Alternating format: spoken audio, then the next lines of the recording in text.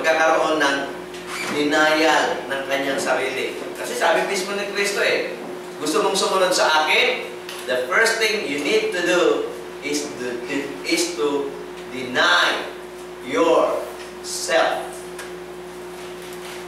Diba? Sabi ni Kristo, if you want to follow me, deny yourself and follow me.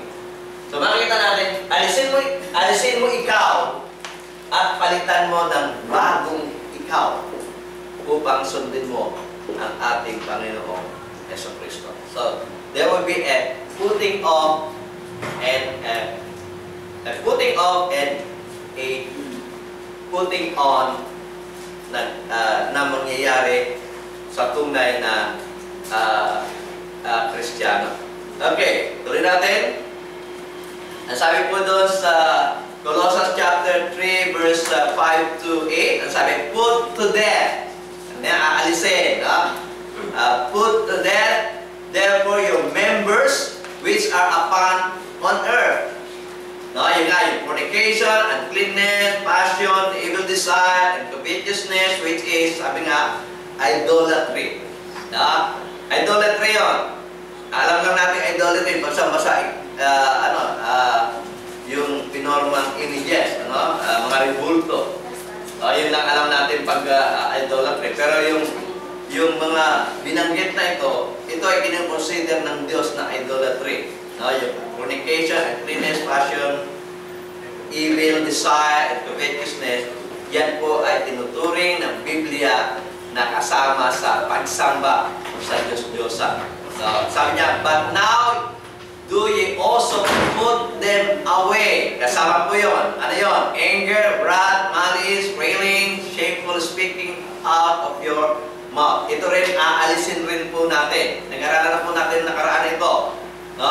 Ito yung aalisin natin kapag tayo ay huhubarin na natin yung datihan nating pagkatao. Ito yung bagay nito ang ating aalisin. Kaya nga dito sa ating church, yung old man, ito po yung nasa kanya, fornication, uncleanness, passion, evil desire, covetousness, anger, wrath, malice, railing, shameful speaking out of your mouth. At verse 10, yung hindi natin nabasa, yung lies, yung mga kasinungalingan. Ito yung old man na sinasabi ng Apostol Pablo na dapat ubarin. Ibig sabihin, yung old man, na yung mga binabanggit naman yan, yung old man sa isang salita, isusuma total natin yung lahat na binanggit, nauuwi na niya sa salita, sin. Yung ating mga ginagawang kamalian, yung ating mga ginagawang kasalanan, ubarin na natin, alisin na natin. Alisin na natin si old man. At tayo ay magbihis ng bagong pagkatao. Sa ating pagbibihis ng ating pagkatao, sabi doon sa Colossians chapter 3 verse 12, yan, may inalis tayo, meron tayong inilalagay. Diba? Ganun naman tayo, pag nagbibihis tayo, pag maraming damit, naalis natin para malabhan. Pero pag nalis natin yung marumi natin damit, anong ginagawa natin? Pinapalitan natin ng bagong kasuotan na nilabhan sa Excel, na may Downy, parang produkto ko yung binabanggit ko lang. So, makita, nilabhan, bagong laba, yun ang ating isusuot. Diba?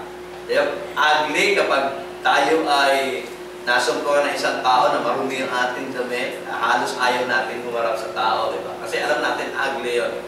So, alam natin na kapag tayo ay nakasuot pa rin ng datihan nating kasuotan na marurumi, hindi maganda. Kaya dapat tumba rin at tayo ay magpapalit na po ng bago nating damit. Ang sabi po there, put on therefore as God's elect, holy and beloved, unang-una, a heart of compassion, ito yung papalit. Kindness, lowliness, hindi loneliness, lowliness, meekness, long-suffering. Tapos ituloy natin pagbasa dun sa Colossians chapter 3 verse 13. Forbearing one another and forgiving each other, if any man have a complaint against any, even as the Lord forgive you, so also do ye. No? Paano tayo pinatawad ng Panginoon? Ganun rin po tayo dapat magpatawaran sa isa't isa. So, basahin natin.